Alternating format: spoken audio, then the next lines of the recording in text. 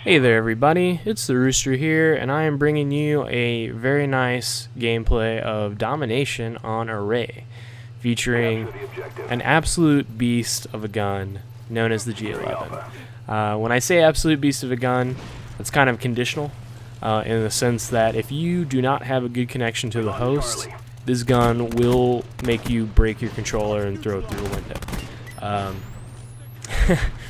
It's the same with the M16. It's very connection based. If you really haven't tried out those two guns much, I don't know why you wouldn't have. If you're not getting a good connection to the host, they're just garbage. But there's so much potential for them when you do. So you definitely see that it's not the game coding in the sense that the guns are just trash, because when you have a good connection to the host, the M16 and the G11 are awesome. But unfortunately for me, I usually have to shy away from those two guns because the networking on PS3 is just awful.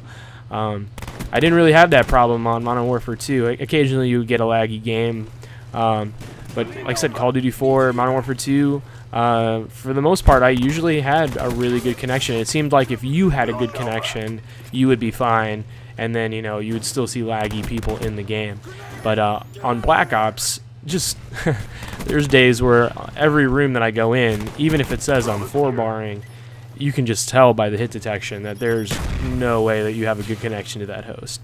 And I didn't play World at War, so I don't really know if that's how World at War was, but to me it just says that's a problem with Treyarch's networking. And it's a problem with the fact that the PS3 was just an awful port for Black Ops. It's not that the PS3 can't handle Black Ops. I mean, Modern Warfare 2 ran just fine on PS3. But I have both versions of this game, as I do with all the Call of Duties, on one Xbox, one PS3.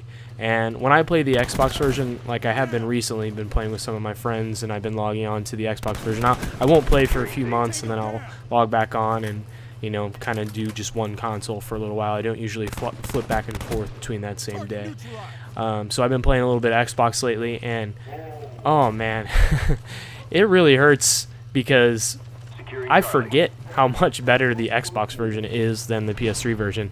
I mean, Treyarch just did a horrible job porting this game over. It really just didn't seem like they cared.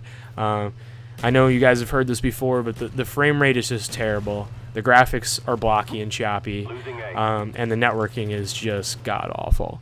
It's very hard to find a game that is not lagging on PS3. Ground War, for me, is unplayable on PS3. I don't even search Ground War lobbies. The chance of me getting a good Ground War game are just absolutely rare. So playing on both systems recently, again, like when I switched back over to Xbox recently, I played on PS3 that same day. So the contrast between the two was just smack you in the face immense. It was really hard to ignore, so I just forget. I mean, I realize that every time I switch back over to the Xbox version, but then after a while I just kind of forget that the difference is that vast. But it really just makes me hope that Modern Warfare 3, that we don't have to deal with that over here on the PS3 version. It's like I said, it's not like the system can't handle it. It just is more up to the developers and the time they want to spend on it, and the time they're allowed to spend on it. I'm sure that a lot of the guys at Treyarch didn't want to release the PS3 version like they did it. I'm sure they were just rushed. They had deadlines. They had Activision breathing down their neck. I doubt any of these people ever want to release a subpar product, but you have to realize that they have only so much time to work with, and the Xbox version is their baby when it comes to Call of Duty. So if they're going to spend time on one, it's definitely going to be the Xbox version, and then we're just going to have to deal with how they port it onto PS3. But it's just one of those things. It's what you're going to have to do. They know that people are still going to buy the game regardless. Even if it's a bad port, people are still going to buy the PS3 version. They're still going to make their money. It's the same reason we'll never get dedicated servers, because people won't protest with their money. I mean, people are still going to buy the game. There's no reason with the amount of money that the Call of Duty franchise makes, why we don't have dedicated servers.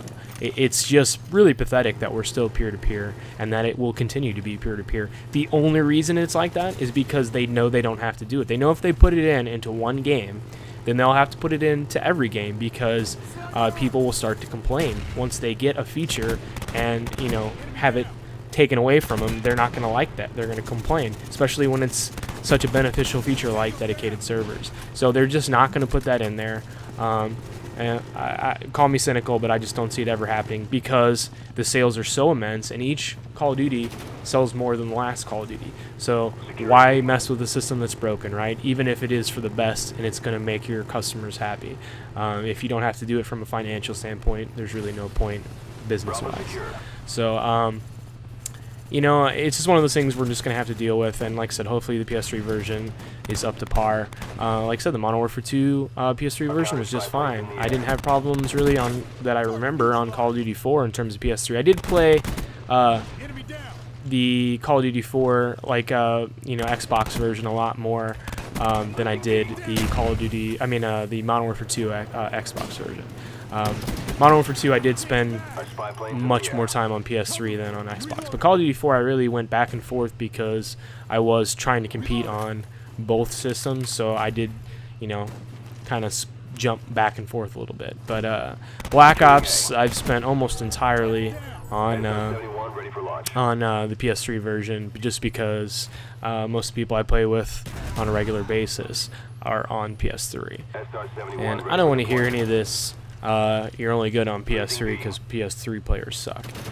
My stats are actually higher in both kill death and win loss on Xbox. So I'm not saying Xbox players are bad. I'm just saying I see that with most people that I play with. If you're good on one system, you're good on both. It's just that simple. And most good players own both systems.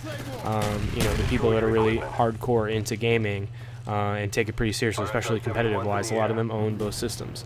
If you have the money, why not? I mean, you know, I'm not a high school kid. I have a job. I have money to spend. And, you know, this is a hobby of mine, gaming. So I do invest more money into this than some people do. So, you know, I'm going to have both systems. I have a Wii, even though I don't ever use it. I don't even know where it is, to be honest. It's packed away somewhere, or I lent it out to somebody. But, I mean, I did go and get my Wii. I got all three systems at launch.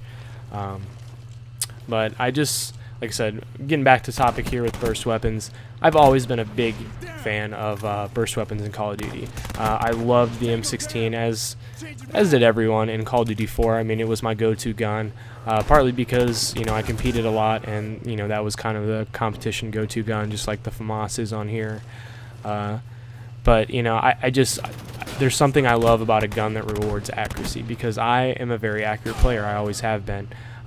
You know, there's definitely people that beat me in reaction times, but in terms of just overall accuracy, I usually top the list of most games that I play, and that doesn't just include Call of Duty games. You know, any game that has like a leaderboard of your friends, there'll be plenty of good people on my friends list, and I'm usually right up at the top in terms of accuracy. That doesn't mean that I'm a better player than those people. It just means that's one of my strengths. So, you know, for me, if I can have a gun that's going to reward that kind of strength, then it's just going to be a good thing for me. You always want to play to what your strengths are.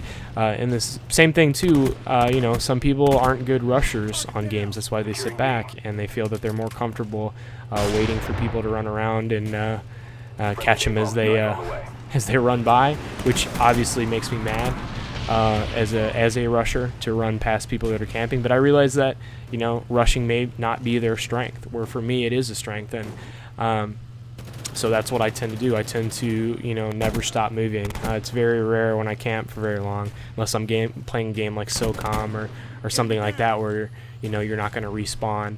Or, you know, even on search here, you know, I still rush on search and destroy on Call of Duties, but I definitely slow down a little bit, just because there is that consequence of, if you rush around a corner and run into a claymore or something, then, you know, you're just done and you're not helping your team. But everyone has to play to their strengths, and for me, burst weapon guns definitely play to my strengths. So I really hope that Modern Warfare 3 does a good job of, you know, making the M16 and the FAMAS, assuming the FAMAS is a burst fire gun again. I'm not even sure, to be honest. I haven't looked into it, but assuming that, like I said, those are both burst fire guns again. I can't wait because I know they're going to do a good job with it, and I'm sure the networking will be a little bit better. And I really wanted to use them a lot more on Black Ops, but I just kind of shied away from them. So that brings me to a question that I have for you guys. Let's just have a magical scenario here where no gun is overpowered, all guns are perfectly balanced. Do you prefer a burst fire gun or a fully automatic gun? Would you rather have that accuracy at long range, but maybe be outgunned up close, or would you rather just have a fully automatic gun that's good at close and medium range, but is really rough to use long range? What would you prefer in terms of shooting styles? For me, as you can tell from this whole entire commentary, I would rather have a burst fire gun. I would rather have that, just that crazy accuracy, the ability to take people out long range, and then just counteract the weaknesses in terms of using it up close by map control. Control your engagements. You don't have to put yourself in those horrible situations where you're running around a corner into 7 people and you have an M16 that you're trying to hip fire. Now I know in this game, obviously, the G11 has some really good hip fire. Kind of too good, really, with the fact that it's such a good long range gun. They really went out of their way to make the G11 a good gun, because why would you put SMG hip fire on an assault rifle that is already one of the most accurate long range guns in the game? So I don't know. Granted, if you want to use that gun, it's a great thing, but it just kind of makes the gun slightly unbalanced when you make it such a good gun in terms of hip fire and how useful it is up close. But for the most part, in most games, that's really not the issue. Burst fire guns are really outclassed up close by fully automatic guns and SMGs. But like I said, I just want to know, guys, what do you prefer, assuming that the guns are balanced? What's your play style? But thanks, guys, for watching this video. Go ahead and leave a like, comment, subscribe. You know the drill. Go ahead, and also there's a link in the description. Please bump this on Machinima's Respawn Army app. I'd really appreciate it, guys.